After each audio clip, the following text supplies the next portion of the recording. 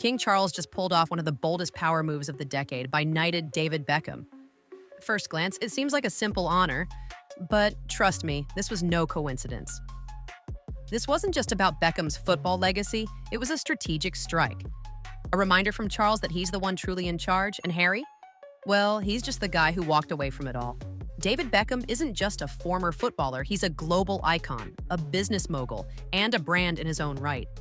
Between him and his wife, Victoria, the Beckhams have become Britain's second royal family. They have it all: money, influence, elegance, and yes, actual talent. But what makes Beckham's relationship with the royals so significant is how it's evolved over the years, especially with Harry and Meghan. For a long time, the Beckhams were close with the royals. Victoria, in particular, was one of Meghan's early mentors, welcoming her into the British elite and helping her navigate high society. But everything shifted when Meghan's paranoia set in. She reportedly iced out Victoria over a rumor. No proof, no confrontation, just the kind of fallout Meghan is known for. This fracture wasn't just a petty celebrity spat, it had real consequences. Victoria had been one of Meghan's earliest allies, introducing her to important people and offering support. Meanwhile, David Beckham wasn't just on the sidelines. He was actively involved in supporting Harry's Invictus Games, a cause that meant a lot to Harry. But the cordiality didn't last.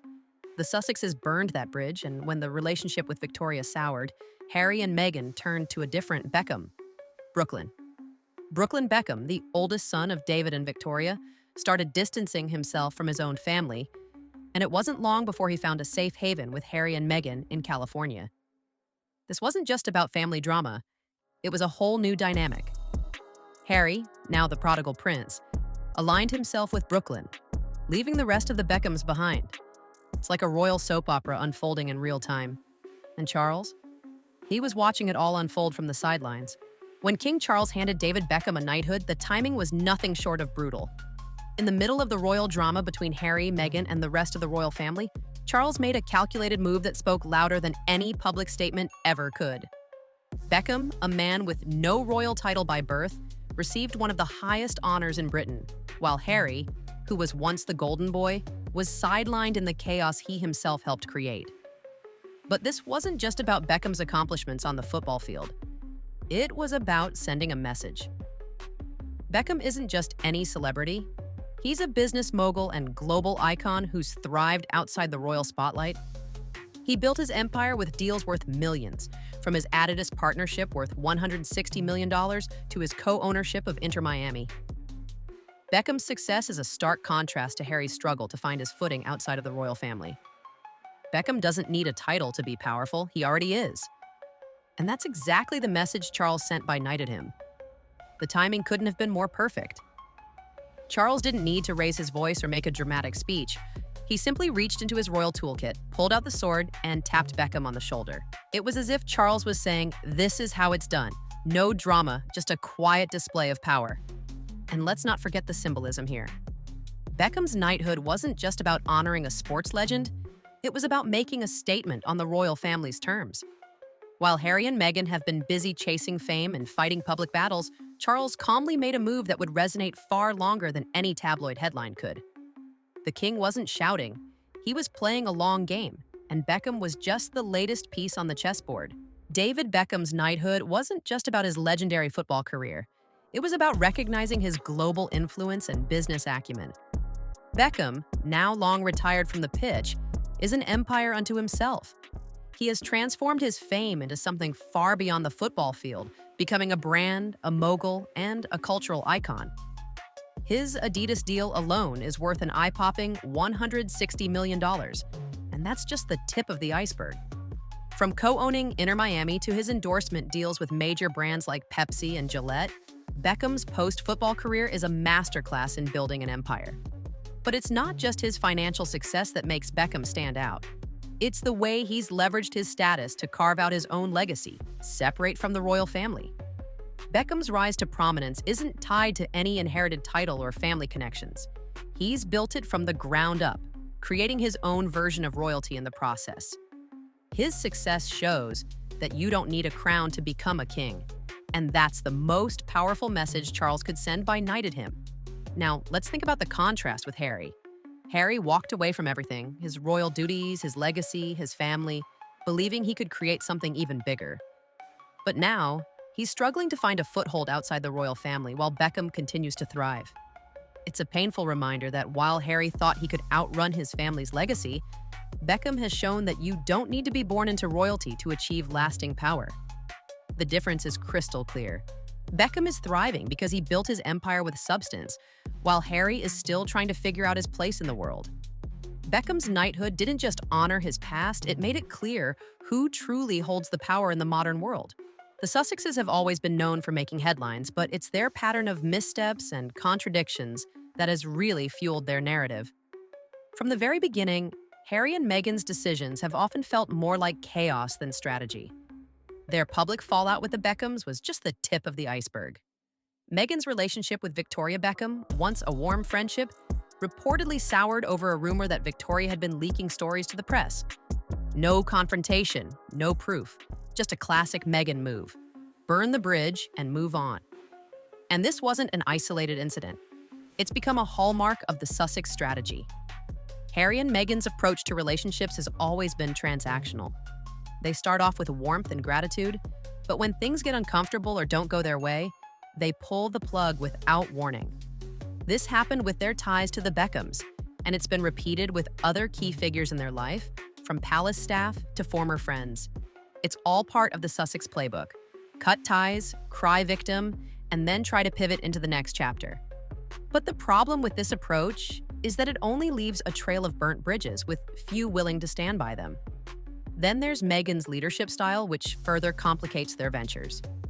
Whether it's her micromanaging behavior or unrealistic expectations, it's hard to see how any long-term success could come from a pattern of undermining those who try to help.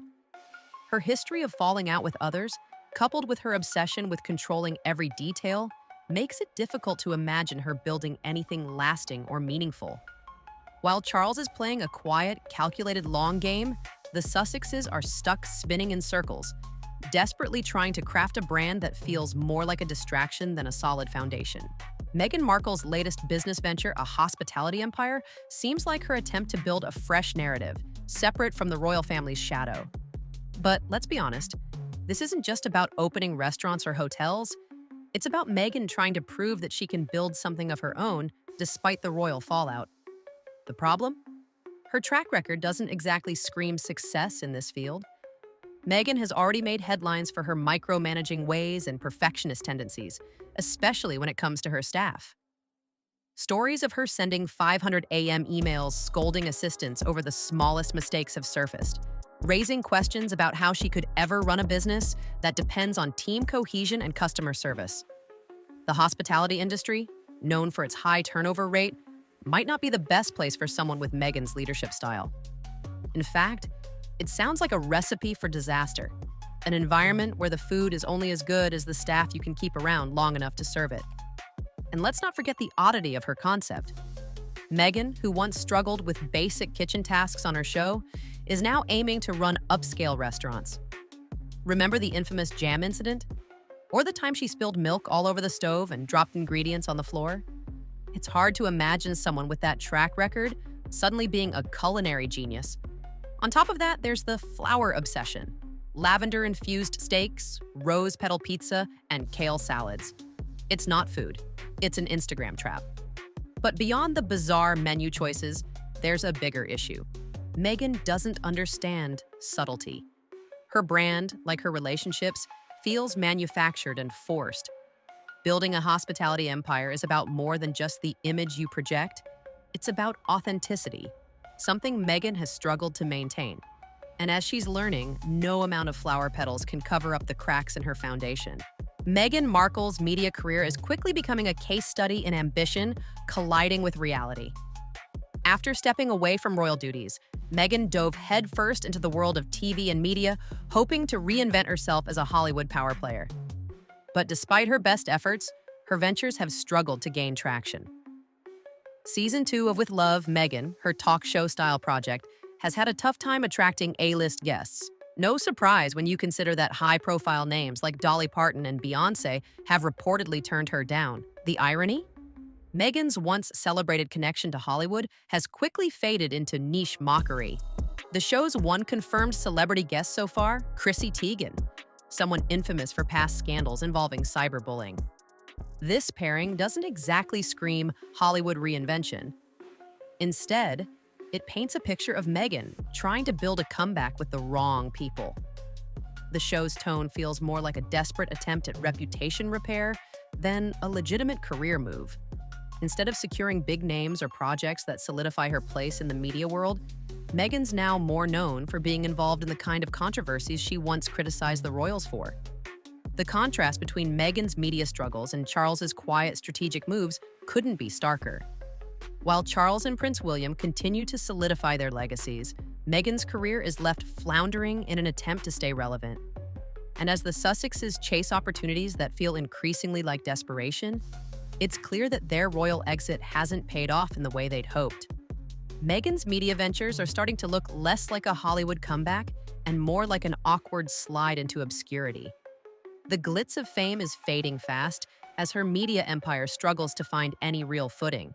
In the long run, it's not about the headlines or fleeting fame, it's about legacy. And this is where the stark difference between King Charles and Meghan Markle becomes painfully clear. Charles has spent his entire life learning the art of quiet power.